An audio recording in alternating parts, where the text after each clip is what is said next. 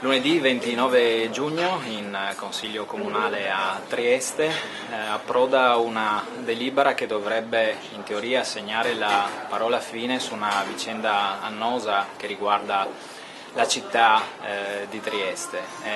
La delibera è relativa a una transazione con la società Ricesi che chiede al Comune di Trieste un risarcimento danni di 2,5 milioni per non aver potuto appunto realizzare il parcheggio in piazza Ponte Rosso. Noi voteremo in modo contrario a questa delibera perché le richieste che provengono dall'imprenditore non sono state controbattute dai dirigenti e dall'amministrazione comunale, e quindi riteniamo non giusto che siano tutti i cittadini a pagare per gli errori che qualcuno ha fatto nel passato, errori commessi da ex assessori, errori commessi da dirigenti.